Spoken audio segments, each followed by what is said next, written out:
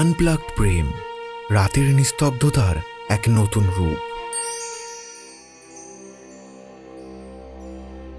Unplugged প্রেমের দ্বিতীয় পর্বে আজকে আপনি শুনবেন দেবস্মিতার কলমে আড়ালে দেখেছি তোমায়। আর হ্যাঁ, গল্প শুনে যদি ভালো লাগে তাহলে কমেন্ট করে জানাতে কিন্তু ভুলবেন না, সাথে একটা সাবস্ক্রাইব করে দেবেন।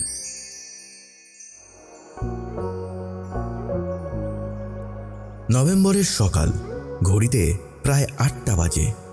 শীতটা ধীরে ধীরে পড়া শুরু করেছে। আগের দিন রাতে ঘুমোতে অনেকটা দেরি হয়ে গেছিল ঈশানীর। ফোনের অ্যালার্মটা বেজে ওঠায় সেটাকে বন্ধ করে আবার পাশ ফিরে শুয়ে পড়ল। শীতের সকালে ঘুম ভাঙতেই চায় না। বন্ধ করা অ্যালার্মটা আবার বেজে উঠল ৮টা ১৫-তে। ঈশানীর মায়ের কর্কশ গলার শব্দে ঘুমটা বেশ পাতলা হলো। আর কি রে, ৯টা বেজে গেছে, অফিস যাবি না? এই ওঠ ওঠ বলছি। উঠছে, একটু দাঁড়াও না। বালিশের তলা থেকে ফোনটা বের করে যখন দেখল তখন ৮টা ২৭। এক প্রকার লাফিয়ে বসলো খাটের উপর। রোজ ৮টায় উঠে ঈশানী, তারপর রেডি হয়ে অফিসের জন্য বেরোয় ৮টা ৪৫-এ বাড়ি থেকে ওর অফিসের দূরত্ব প্রায় ১ ঘন্টা। আজ অনেক দেরি করে ফেলেছে। ঈশানী উঠে বাথরুমের দিকে গেল। তার আগে রান্নাঘরে একবার ঢু মেরে দেখে গেল মা কি করছে। বাথরুমে গিয়ে ব্রাশ করতে করতে আগের দিনের কথা হঠাৎ করেই মনে পড়ে গেল। গতকাল রাতে সোমের বার্থডে পার্টিতে হুইস্কিটা একটু বেশিই খাওয়া হয়ে গেছিল। মাথাটা ধরে আছে এখনো ঈশানীর। বাড়ি যখন ফেরে তখন প্রায় রাত ১টা, কিন্তু অভি সাথে ছিল। ঈশানীর মা জানে অভি সাথে থাকলে কোনো চিন্তা নেই। বাড়ি ফিরে অভিকে ফোন করেছিল ঈশানী। অনেক রাত পর্যন্ত কথা বলেছে ওরা, কিন্তু কিছুতেই মনে করতে পারছিল না কি কথা বলেছে ওরা। ঈশানী আর অভি স্কুলের সময় থেকে বন্ধু। আনন্দ, দুঃখ, খারাপ লাগা, ভালো লাগা সব কিছুই ঈশানী অভির সাথে শেয়ার করে। কত কি না সহ্য করে অভি। এইসবই ভাবছিল ঈশানী। মায়ের ডাকে হুঁশ ফিরল। কোনোভাবে স্নান করে বেরোলো, তারপর রেডি হয়ে বাইরের ঘরে এলো। মা, আজ আর খাবো না, খুব দেরি হয়ে গেছে। ট্রেনটা মিস করলে আর দেখতে হবে না, সোজা লেটমেল। অলরেডি একটা লেটমেল খেয়েছি এই মাসে। ঈশানীর মা পাউরুটিতে মাখন লাগাতে লাগাতে রান্নাঘরের বাইরে এলো। তারপর সেটা সোজা ঈশানীর মুখে চালান করতে করতে বলল, তুই পড়ে পড়ে ঘুমোবি আর আমি খেতে খেতে রান্না করব? হ্যাঁ, আবার তাও না খেয়ে বেরিয়ে যাবি? আমাকে কি পেয়েছিস বলতো? চুপচাপ এটা খেতে খেতে যা, আর লাঞ্চ বক্সটা মনে করে নিয়ে যাবি, মনে থাকে যেন। ঈশানী পাউরুটিটা খেতে খেতে লাঞ্চ বক্সটা টেবিল থেকে নিয়ে মাকে টাটা বলে বেরিয়ে পড়ল বাড়ি থেকে। সামনেই বাস স্ট্যান্ড। ২ মিনিট দাঁড়াতেই একটা ভিড় বাস এসে গেল। উপায় নেই, কোনো মতে বাসে উঠে গেল ঈশানী। কিছুটা যেতেই একটা বসার জায়গা ঠিক পেয়ে গেল সে।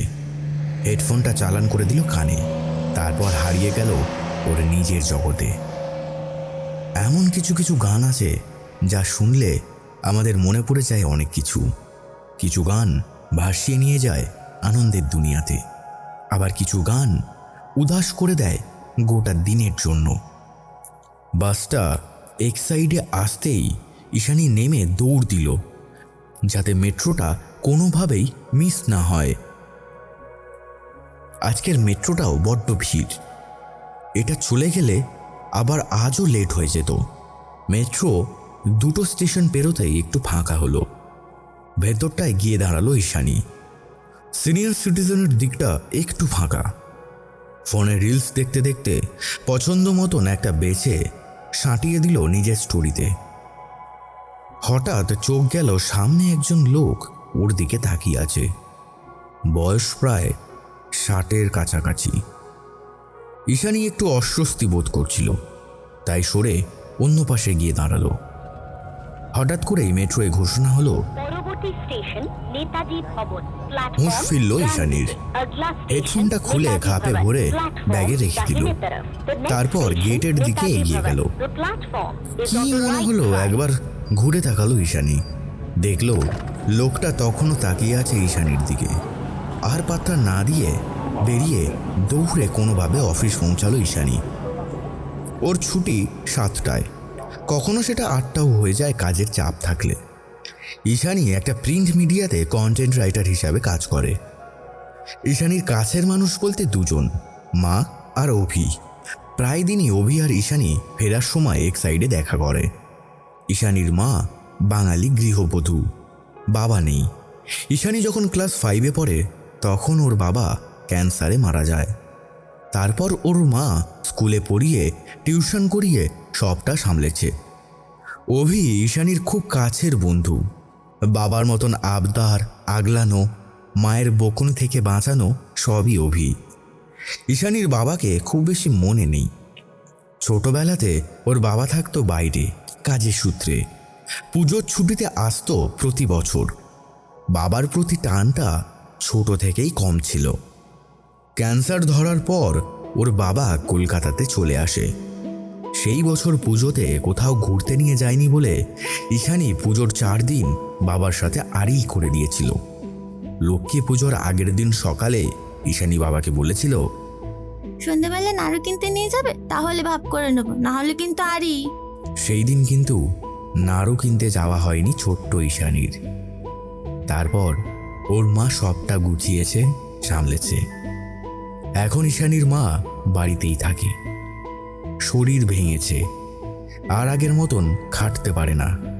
অফিসের কাজ করতে করতে ক্লান্ত হয়ে সবে গাটা চেয়ারে এলিয়েছে, এমন সময় ঈশানীর ফোনের স্ক্রিনে অভির নামটা জলজল করে উঠল। এর আগেও মিনুদি 2বার ফোন করেছে, ফোনটাও ধরেনি। কি জানি কেন ওর ভালো লাগছিল না কথা বলতে। কিন্তু অভির ফোনটা ধরল ঈশানী, বলল, বল। বলছি যে আজ কাজ কখন শেষ তোর? ওই তো 7টা। পাক্কা তো? হ্যাঁ রে, কেন বল? আচ্ছা, আমি আসবো খন। বলে ফোন রেখে দিল অভি। ঘড়িতে 7:45 প্রায়। 45 মিনিট ঈশানী দাঁড়িয়ে অফিসের বাইরে। অনেকবার অভিকে ফোন করেছে, ওর ফোন সুইচড অফ। ঈশানী একটু জেদি, চাইলেই ও বাড়ি চলে যেত, কিন্তু যায়নি। ওর মনে চলছিল, দেখি অভি কতক্ষণে আসে, আদৌ আসে কি না। প্রায় 8:30টার সময় অভি এলো। গাড়িটা থামলো একেবারে ঈশানীর সামনে। ভেতর থেকে ভীষণ গম্ভীর গলায় অভি বলল, তাড়াতাড়ি গাড়িতে ওঠ। ঈশানী রাগ দেখিয়ে এগিয়ে দাঁড়ালো। অভি বেশ চেঁচিয়েই বলল, তাড়াতাড়ি ওঠ। ঈশানী গাড়িতে উঠল।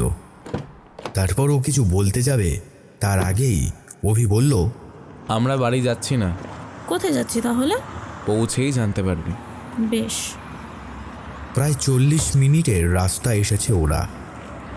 কেউ কোনো কথা বলেনি, কিন্তু এবার এতক্ষণের নীরবতা ভেঙে ঈশানী বলল, এই রাস্তা ধরলি কেন? কোথায় যাচ্ছি কি জানতে পারি? অভি কোনো উত্তর দেয়নি। ওরা ফ্লাইওভার থেকে নেমে পাশের রাস্তাটা ধরে। কিছুটা যাওয়ার পর ঈশানী বলে, এখানে? এখানে কেন? কি হয়েছে? এখানে কেন এলি? কি হয়েছে? এখানে কেন এলি? অভি ততক্ষণে গাড়িটা পার্কিং এরিয়াতে থামিয়েছে। না। ঈশানী নেমেই গেট খুলতে খুলতে একই প্রশ্ন করে আবার। বল, কি রে, উত্তরটা দে। অভিও গেট খুলে নেমে ঈশানীর দিকে এসে ওর হাতটা ধরে বলল, ভেতরে চল আগে। না, এই বল কি হয়েছে? তোকে ফোনে পাইনি, অনেকবার চেষ্টা করেছি। তারপর আমার ফোনটা অফ হয়ে গেছিল, চার্জ ছিল না বলে। ঈশানী দূরে দেখতে পেল রাই ওদের দিকে এগিয়ে আসছে, হাতে সাদা কিছু একটা, কিন্তু কি সেটা স্পষ্ট নয়। রাই অভির বউ, ওদের 7 বছরের প্রেম, তারপর বিয়ে। রাই এসে ঈশানীকে বলল, ভেতরে চলো তাড়াতাড়ি। ঈশানী ওদের সাথে মেইন গেট দিয়ে ভেতরে গেল। লিফটে উঠল ওরা। 7th floor. লিফটম্যানকে বলল অভি। তারপর ঈশানীকে বলল, কাকিমার আজ হার্ট অ্যাটাক হয়েছে, এখন আইসিইউতে। ডক্টর বলেছেন 72 ঘন্টা অবজারভেশনে রাখতে হবে। তোকে ফোন করার পরেই হয়েছে এই ব্যাপারটা। তারপর তো ফোন করেছিলাম, তখন তুই ফোন ধরিসনি আর। ঈশানীর মনে পড়ে গেল অভির সাথে কথা বলার পর ও ফোনটা চার্জে দিয়েছিল, আর লাঞ্চ করে তারপর মিটিং। এইসব করতে করতে ওর খেয়ালই ছিল না। এরপরও অভি অনেক কিছু বলেছিল ওকে, সেগুলো আর ওর মাথায় ঢোকেনি। বাকি যেটা শুনতে পেল সেটা, আজ কাকিমার কাছেই খেতাম। তারপর তো মিনুদি ফোন করে বলল কাকিমার শরীর খারাপ এবং জ্ঞান নেই, তোকে ফোনেও পাইনি তিনি। ঈশানী এক প্রকার পড়ে যাচ্ছিল। ঠিক মিনুদি দুবার ফোন করেছিল, কেন তখন ও ফোনটা ধরল না? লিফটের দরজা খুলতে সামনেই আইসিইউর গেট। ঈশানী লিফট থেকে নেমেই ছুটে ঢুকতে গেল ভেতরে, কিন্তু গার্ড আটকে বলল, আপনি কোনো পারমিশন ছাড়া ঢুকতে পারবেন না ম্যাডাম। ঈশানীর কথা আটকে যায়। অভিকে আসতে দেখে গার্ড বলল, স্যার ইনি আপনার সাথে। হ্যাঁ। Sorry madam. অভি রায়কে বলল, প্রেসক্রিপশনটা রিসেপশন থেকে তুমি নিয়ে আসোখন, আমি ওকে নিয়ে ভেতরে যাচ্ছি। ঈশানী আইসিইউর কেবিনটার ভেতরে ঢুকলো। সামনে কত মনিটর, কত মেশিন, আর বেডে মাকে দেখে অভিকে জড়িয়ে ধরে কেঁদে উঠল। অভি ঈশানীকে বাইরে নিয়ে আসে, বোঝায়। প্রায় আধ ঘন্টা পর ঈশানী একটু শান্ত হয়। হঠাৎই চোখ যায় করিডোরের বিপরীত দিকে। একটা লোক খুব চেনা চুপ করে বসে আছে। ঈশানী কিছু বলতে যাবে, এমন সময় লোকটা ঈশানীর দিকে এগিয়ে আসে, ওর পাশে বসে। তারপর হাত জোড়ো করে বলে, নমস্কার, আমি আপনাকে চিনি। আপনি হয়তো আমাকে চেনেন না। না না, মানে তুমি আমাকে চেনো না। মানে কে আপনি? আমি অনুপমার অফিসের বন্ধু। ও আচ্ছা আচ্ছা, সরি, আসলে মাথা ঠিক নেই তো। আর কাকিমার কোনো বন্ধু কালিক কারোর কথাই কখনো আমরা শুনিনি। না না, আমি বুঝি। কোনো হেল্প যদি করতে পারি কাইন্ডলি জানিও। আচ্ছা আচ্ছা, বেশ বেশ। ভেতর থেকে একজন নার্স বাইরে এসে অভিকে ডেকে বলে, স্যার আপনার পেশেন্ট ডিটোরিয়েট করছে, একবার আসুন। এটা শুনে অভি দৌড়ে ভেতরে চলে যায়। ঈশানীকে ভেতরে ঢুকতে দেয়নি। ওহো, অভির পরিচয়টাই দেওয়া হয়নি। অভি একজন কার্ডিওলজিস্ট, পুরো নাম ডক্টর অভিজিৎ সাহা, কলকাতার একজন নামী ডাক্তার। ঈশানী বাইরে বসেছিল, রায়কে আসতে দেখে বলল, রাই, অভি ভেতরে গেল, কি সব বলছে? মা ঠিক আছে বলো। পাশের লোকটি ততক্ষণে চলে গেছে নার্সিং হোমের বাইরে। ঘণ্টাখানেক পর অভি বাইরে এসে ঈশানীকে বলল, বাড়ি চল, কাকিমা এখন বেটার আছে, ঠিক আছে? আজ না হয় তুই আমার বাড়িতে থেকে যাবি খন। না অভি, আমি থাকবো এখানে, তোরা চলে যা। ঈশা, এমন পাগলামি করিস না প্লিজ। সারা দিন তুই এখানেই থাকিস খন, কিন্তু এখন চল। তুই সন্ধ্যে থেকে কিছু খাসনি, তুই প্লিজ চল আমার সঙ্গে। ঈশানীকে এক প্রকার জোর করে অভি আর রায় বাড়ি নিয়ে যাওয়ার জন্য রাজি করালো। পার্কিংয়ের কাছে এসে অভি বলল, আমি কাল এসে সব দেখে রিপোর্ট নিয়ে যাবো খন, চিন্তা করিস না। এখন গাড়িতে ওঠ, চল। ঈশানী চুপ করে দাঁড়িয়েছিল। দেখল সেই মেট্রোতে দেখা লোকটা এগিয়ে আসছে ঈশানীর দিকে। ঈশানীর সামনে দাঁড়িয়ে বলল, তুমি একটু এদিকে আসবে? হ্যাঁ, মানে তোমাকে কিছু বলার আছে আমার। ঈশানী কিছুটা কাঠপুতুলের মতোই লোকটার সাথে এগিয়ে যায়।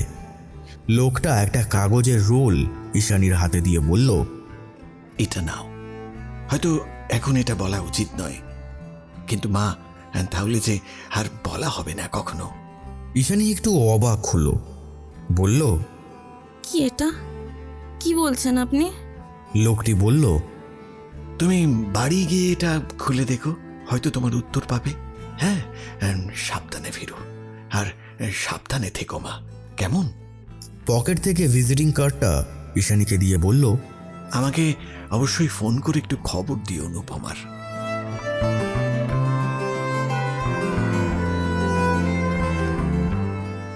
এই বলে লোকটি চলে যায়। ইতিমধ্যে অভিও গাড়িটা নিয়ে চলে আসে। অভির বাড়ি গিয়ে ফ্রেশ হয় ঈশানী। রাতে কোনোভাবেই অভি ঈশানীকে কিছু খাওয়াতে পারে না। রাই আর ঈশানী ওদের ঘরে ঘুমাবে, অভি পাশের বেডরুমে। ঈশানীর মাথাটা ঠিকমতো কাজ করছে না। কি থেকে কি হয়ে গেল। ব্যালকনিতে দাঁড়িয়ে সেই ভদ্রলোকের পেপারের রোলটা খুলল ঈশানী। একটা নয়, বেশ অনেকগুলো পেপার একসাথে রোল করা। কিছু পুরনো কাগজ, ওপরেরটাতে একটা ছবি, পরেরগুলো হাতে লেখা কাগজ। ঈশানী ছবিটা বোঝার চেষ্টা করল। আবছা পেন্সিলের একটা স্কেচ। ব্যালকনিতে রাস্তার আলোয় ঈশানী ঠিক বুঝতে পারেনি কিসের ছবি। ছবিটা পাশের মোড়াতে রেখে বাকি কাগজগুলো খুলে পড়তে বসল। 3টে কাগজ।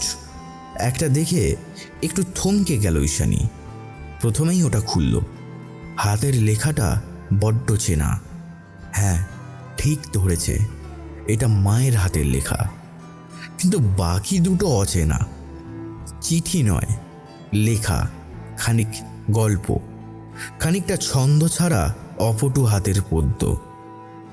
ঈশানী পড়তে পড়তে হঠাৎই ঘরে এসে ব্যাগ ঘাঁটা শুরু করে।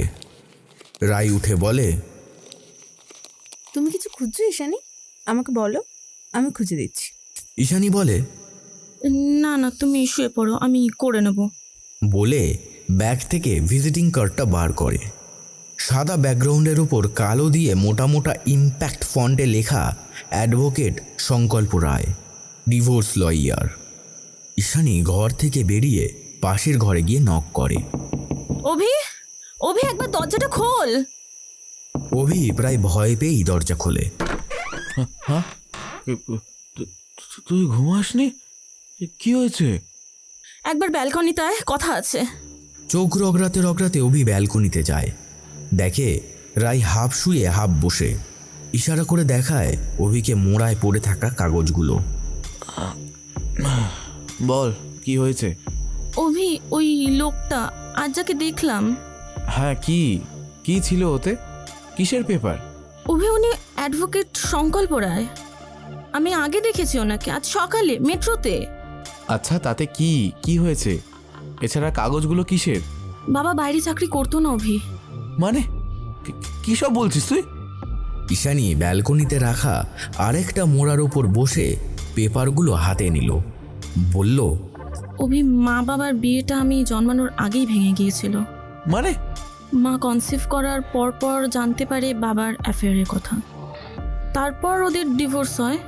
বাবা পুজোতে আসতো, আমাকে ওরা জানাতে চায়নি, তাই তারপর তো বাবা চলেই যায়। ঈশা, এটা ওই লোকটা তোকে বললো আর তুই মেনে নিলি? বল। আরে উনি যে বললেন উনি কাকিমার কালিগ, মানে টিচার, তাহলে? না, উনি মায়ের কলেজের বন্ধু, উনি উকিল, কলেজের প্রেম। দাদু মায়ের বিয়ে ঠিক করেছিল, ব্যাস, তারপর সব আলাদা। তবে উনি এসব কি করে জানলো ঈশা?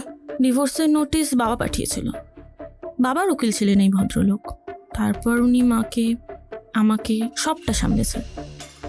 মায়ের স্কুলের চাকরিটা উনিই করে দেন। আমার বাইরে পড়ার স্কলারশিপ সব মায়ের লেখা। দেখ অভি, পেপারসগুলো। বলে ঈশানী ওই পেপারটা অভিকে দেয়। হঠাৎ ঈশানীর মনে পড়ে ছবিটার কথা। উঠে গিয়ে ওটা হাতে নিয়ে ঘরে এসে লাইটটা অন করে। একটা স্কেচ, অনুপমা, ঈশানী আর একটা লোক। সেটা ঈশানীর বাবা নয়। নিচে একটা সই, সংকল্প রায়। কাগজটার উল্টো দিকে কিছু লেখা, একটু অস্পষ্ট, মনে হয় পেন্সিলে।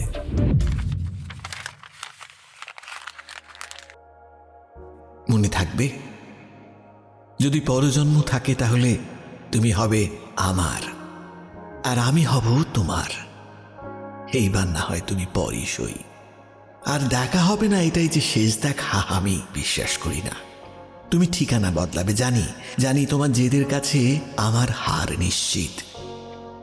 কিন্তু আমি অপেক্ষা করব প্রত্যেক শীতে ময়দানে তোমার ওই প্রিয় সূর্যমুখী হতে।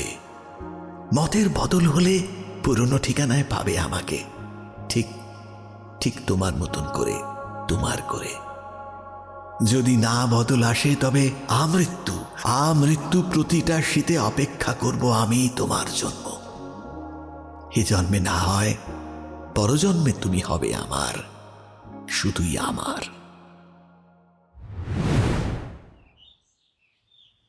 পরের দিন মাকে দেখতে ভোর ভোর হসপিটালে পৌঁছায় ঈশানী। বাইরে ওয়েটিং প্লেসে বসে। অভি এলো, ঈশানীকে বলল, দাঁড়া, আমি আসছি। বেশ অনেকটা সময় পর অভি দৌড়ে এসে বলল, ঈশা তাড়াতাড়ি আয়, কাকিমার জ্ঞান ফিরেছে। ঈশানীও দৌড়ে ভেতরে গেল। মায়ের পাশে দাঁড়িয়ে হাতটা ধরল। সরি মা। অনুপমা মেয়ের দিকে তাকিয়ে বলল, আমাকে বাড়ি নিয়ে চল। অভি পাশ থেকে বলল, কাকিমা তুমি কালই বাড়ি যাবে, চিন্তা করো না। আগে তুমি সুস্থ হয়ে ওঠোখন, ঠিক আছে? এই ঈশা বাইরে চল, কাকিমা রেস্ট করুক্ষণ। দুজনেই বাইরে এলো। সারাদিন ঈশানী হসপিটালে, অফিস ছুটি নিয়েছে। এখন সকালে হসপিটালে, সারাদিন থেকে রাতে বাড়ি। পরের দিনই ও অভির বাড়ি থেকে চলে এসেছে নিজের বাড়িতে। মিনুদি খাবার করে রাখে, খেয়ে কখনো ঘুমায়, কখনো কাজ বা বই পড়ে। মা বাড়িতে নেই, সময় কাটে না। সব কিছু নিয়ে ওদের কথা চলে, রান্না থেকে প্রেম সব আছে সেই লিস্টে। প্রায় 3 দিন কেটে গেছে। ঈশানী দুপুরে হসপিটালে মায়ের সাথেই খায়। মা আর ঈশানী দুজনেই একেবারে বন্ধু। কোনো কথা শেয়ার না করলে পেটের ভাত হজম হয় না। একদিন ঈশানী খেতে খেতে মাকে বলল, মা তুমি আমার কথা ভেবে এত কিছু করেছো, আমাকে কখনো বুঝতেই দাওনি। মা হয়েছে ইস্যু, করতে যে হবেই মা। মা হলেই যে সব ত্যাগ করতে হবে এমনটা তো নয় মা। তুই মা হলে বুঝবি। মা তোমার আর বাবার ডিভোর্স হয়ে গিয়েছিল না আমি হওয়ার আগেই? অনুপমা একটু চমকে ওঠে। মুখের খাবারটা মুখেই রয়ে যায়। খানিকক্ষণ সব চুপচাপ। তারপর অনুপমা বলে, তোকে কে বললো? ভাতের সাথে তরকারি মাখতে মাখতে ঈশানী বলল, সংকল্প আঙ্কেল। সংকল্প? তুই চিনলি কিভাবে? আঙ্কেল 3 দিন আগে আমাকে মেট্রোতে দেখে, তারপর আমার খোঁজ নিয়ে বাড়ি গিয়েছিল কিছু পেপারস দেওয়ার জন্য। তোমাকে বাড়িতে পাইনি। পাশের বাড়ির রূপমের বাবার থেকে এখানকার খবর পেয়ে এসেছিল।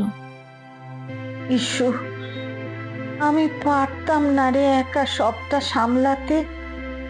সংকল্প আমাকে অনেক হেল্প করেছে। অনুপমাকে থামিয়ে ঈশানী বলে, মা সংকল্প আঙ্কেল তোমার কলেজের প্রেম না? হ্যাঁ রে মা। ভালোবাসতে খুব? হালকা হেসে সম্মতিসূচক মাথা নাড়ে অনুপমা। বলে, শঙ্কু ছাড়া আমার এক মুহূর্ত চলতো না। আমার শরীর খারাপ হলে, পরীক্ষায় কম নম্বর পেলে কি বকাবকি করতো না আমাকে, আমিও ছাড়তাম না।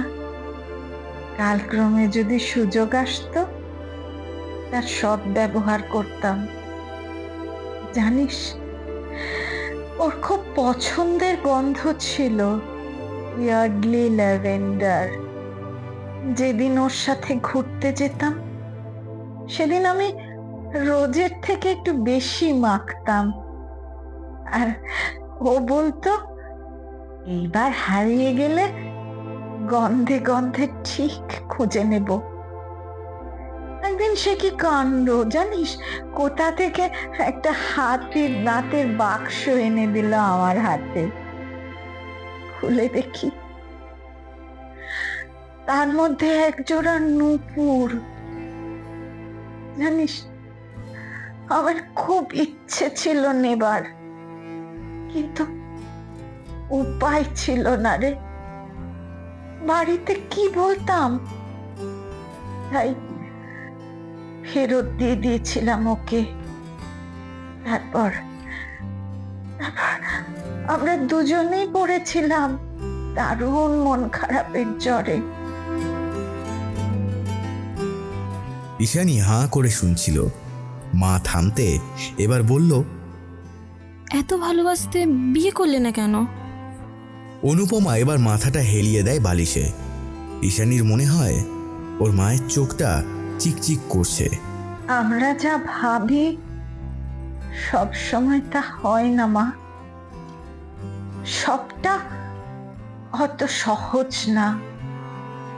তোর দাদু আর সম্পর্ক রাখতো না আমার সাথে, তুই তো জানিস। আমি মাকে পাইনি, বাবাই আমার মা বাবা, তিলে তিলে কষ্ট করে বড় করেছে। আমি কি করতাম বল? তাহলে বাবা চলে যাওয়ার পর আবার নতুন করে তোমরা? ঈশানীকে থামিয়ে অনুপমা বলে, না রে মা, তা হতো না। মা তুমি ভালো থাকতে না, আমি কথা বলবো আঙ্কেলের সাথে। বাড়ি গিয়ে সবার আগে তোমাদের বিয়ে দেবো আমি। একটু সঙ্গী তো হবে তোমার, বলো। ইস্যু তা হয় না রে। কেন কেন হয় না? যে কারণে তুই আর অভি এক হয়েও এক নয়, তেমনই কিছু কারণে। ঈশানী এবার চুপ করে গেল, মাথা নামিয়ে ভাত নাড়াচাড়া করতে থাকলো। অনুপমা মুখে একটা ম্লান হাসি এনে বলল, ইস্যু, মায়েরা সবটা জানে, সবটা বোঝে। এবার এবার ভালো ছেলে দেখে একটা বিয়ে কর, আমিও শান্তিতে যাই। এই দেখ না, আজ আছি কাল নেই। ঈশানী উঠে অনুপমাকে জড়িয়ে ধরে, বলে, তুমি কোথাও যাচ্ছ না মা? রাতে ঈশানী বাড়ি ফিরে আসে। আজ খুবই ক্লান্ত ঈশানী। মায়ের টেস্টের রিপোর্ট, হসপিটালের বিল, অভির সাথে বাকি ডাক্তারদের কথা বলা, অনেক দৌড়াদৌড়ি হয়েছে। একটা কড়া ব্ল্যাক কফি আর একটা ক্লাসিক নিয়ে ছাদে গেল ঈশানী। মনটা আজ হু হু করছে। একটা কথা কানে বাজছে, মায়েরা সব বোঝে।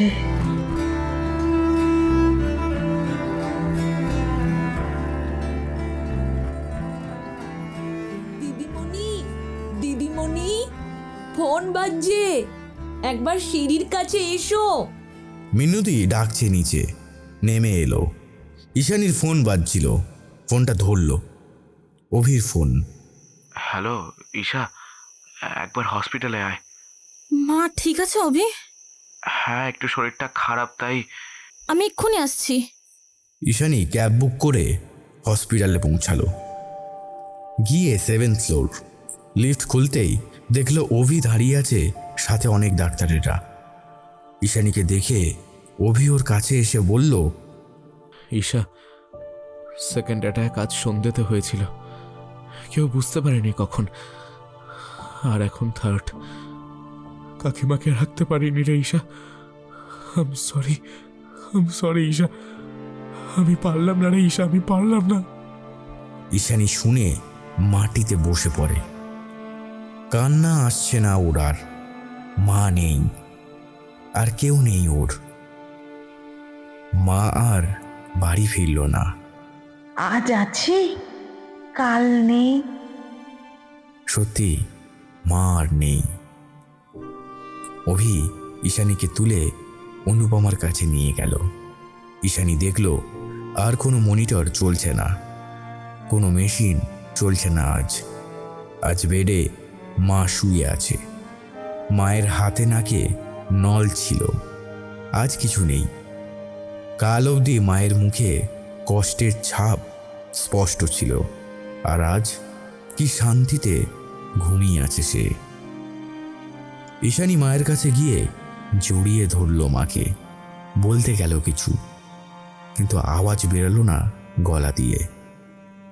জড়িয়ে ধরে কাঁদতে কাঁদতে মিশে গেল মায়ের বুকের সাথে। খবর দিতে হবে সমস্ত আত্মীয় স্বজনকে, যদিও আত্মীয়দের মধ্যে কেউ নেই এক মামা ছাড়া। অভি ঈশানীকে বলল, ঈশা, সংকল্প আঙ্কেলকে একটা ফোন কর। ঈশানী ফোন করে। তখন প্রায় সকাল 6টা। ঈশানীর ফোনটা ধরে ভদ্রলোক বলেন, হ্যালো, কে? আঙ্কেল, আমি ঈশানী। একবার নার্সিং হোমে আসবেন? মা নেই আঙ্কেল, একবার আসবেন প্লিজ। ফোনের ওপাশে কিছুক্ষণের নীরবতা। তারপর সংকল্পবাবুই সেই নীরবতা ভাঙলেন। বললেন, হ্যাঁ, একটু একটু অপেক্ষা করবে তোমরা, আমি আমি আসছি। প্রায় সকাল 7টা বাজে। বাড়ির সামনে অনেক ভিড়। অভি, রায়, ঈশানীর বন্ধুবান্ধব, প্রতিবেশীরা। ঈশানী অনুপমার মাথার কাছে বসে। সংকল্প রায় এসে অনুপমার পায়ের কাছে বসল। মালার ধূপের গন্ধে চারিদিক ম ম করছে। সাদা মালার স্তূপ সরিয়ে দিল সংকল্প। একগুচ্ছ সূর্যমুখী পায়ের কাছে রেখে ঈশানীকে আশীর্বাদ করে ভিড় ঠেলে চলে গেল। যাওয়ার আগে ঈশানীকে একটা খাম দিয়ে গেল। সব কাজ মিটিয়ে ঈশানী ব্যালকনিতে চেয়ারটা নিয়ে বসেছিল। আজ আর কিছু ভালো লাগছে না। কি মনে করতে হঠাৎ ও ঘরে এলো আর দেখল টেবিলের উপরে রাখা একটা খাম। মনে পড়ল এটা সকালে সংকল্প আঙ্কেল দিয়েছে ঈশানীকে। সেটা ও খুলে দেখল তাতে রয়েছে এক জোড়া রূপোর নূপুর।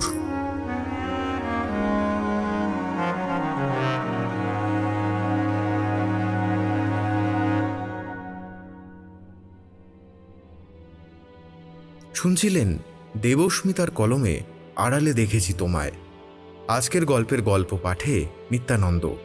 বিভিন্ন চরিত্রে অভি, সৌমিক, ঈশানী, জয়া, অনুপমা, সোয়াতি, সংকল্প, রাজ চট্টোপাধ্যায়, মিনুদি ও নার্স মধুরা, গার্ড তমাল, রাই, মিতুন।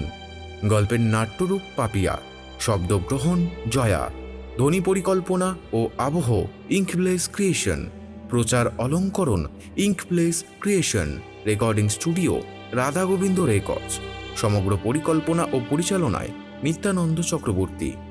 প্রত্যেক মঙ্গলবার রাত 10টায় রাতের বৈঠকখানা নিয়ে আসে ক্লাসিক, প্রেম ও ভৌতিক বিভিন্ন ধরনের গল্প। সেই সব গল্প যদি আপনি শুনতে চান তাহলে এখনই সাবস্ক্রাইব করুন রাতের বৈঠকখানাকে।